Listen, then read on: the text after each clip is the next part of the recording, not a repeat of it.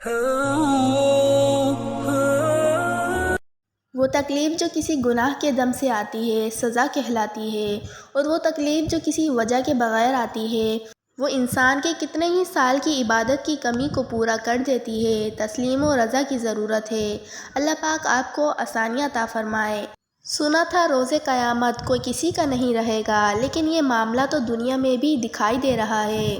آپ فجر کے لیے نہیں اٹھتے، لیکن کام پہ جانے کے لیے یا اسکول و کالج جانے کے لیے ٹھیک وقت پہ اٹھ کر بیٹھ جاتے ہیں، تو یقین کریں آپ اور آپ کا دل دونوں مردہ ہو چکے ہیں۔ اللہ سے دعا ہے کہ اللہ انہیں اپنی رحمت سے زندہ کر دے۔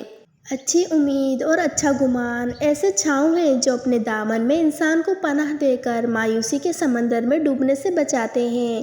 اے رب کائنات، ہماری زندگی میں اطمینان قلب کے ایسے دیے روشن ہوں جن کی روشنی کبھی مدھم نہ ہو، خوشی کے ایسے پھول کھلیں جن کی خوشبو و تازگی کبھی ماند نہ پڑے۔ آمین۔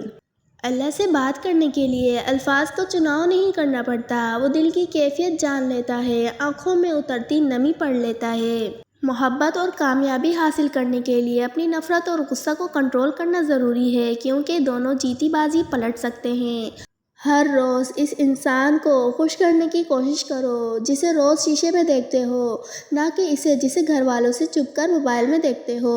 جن لوگوں کے خیالات اچھے ہوتے ہیں وہ تنہا ہو کر بھی تنہا نہیں رہتے۔ بے اعتبار غلط فہمی اور بدگمانی کے جالوں سے جنم لیتی ہے اور رفتہ رفتہ اپنے حصار میں بری طرح جکڑ کر انسان کو اس کی اپنی ذات کے اندر قید کر دیتی ہے۔ لوگوں کو ایک تجسس ہوتا ہے کسی کے بارے میں جاننے کے لیے، وہ محبت نہیں ہوتی، وقتی اٹریکشن ہوتی ہے۔ جیسے ہی وہ آپ کے بارے میں جان کے اندازہ لگا لیتے ہیں آپ میں ان کی دلچسپی کم ہو جاتی ہے۔ اسی لیے جب تک آپ کا کوئی جائز رشتہ نہ ہو کسی سے کسی کو دل میں بسانے کی حماقت مت کریں۔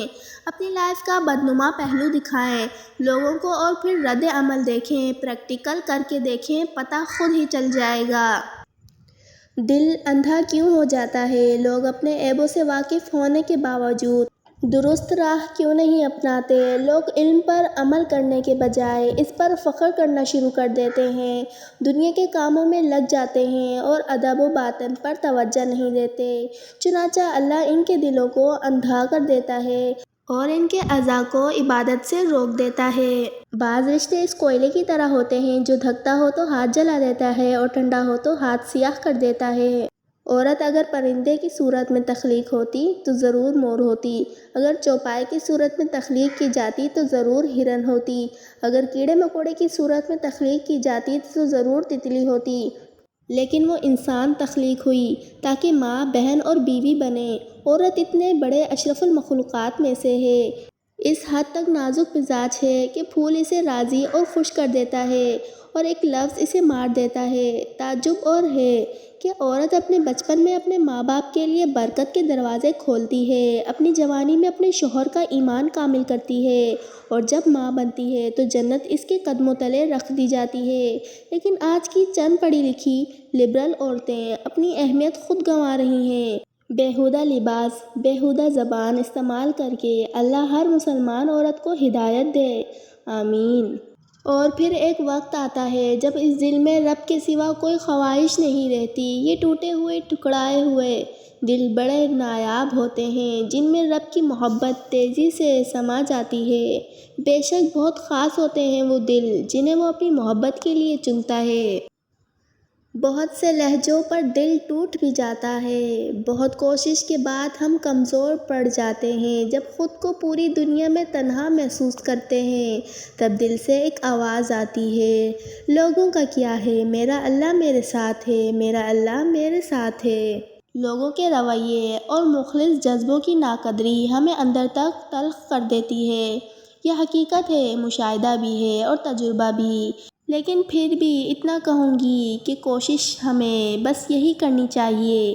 تلخی بڑھ بھی جائے تو دعا کرتے رہیں، مدد مانگتے رہیں اللہ کریم سے، اور بس سب سے ضروری چیز کہ اپنے اندر خیر کو کسی صورت مرنے نہ دیں۔ یہ کوشش بہت ضروری ہے۔ ڈھلتا سورج واپسی کرتے ہوئے پرندے بولتے، موسم کو گھیرتی ہوئی گہری شام، بے تاب ٹھنڈی ہوا، اور شاید ہم سب بھی ایک جیسے ہی ہیں۔ ہر کوئی کہیں نہ کہیں ڈھل رہا ہے۔ اگر آپ نے پوری ویڈیو دیکھ لی ہے تو آپ کا بہت شکریہ، اور اگر آپ کو میری ویڈیو پسند آئی ہے تو کمنٹ باکس میں اپنی رائے کا اظہار کریں۔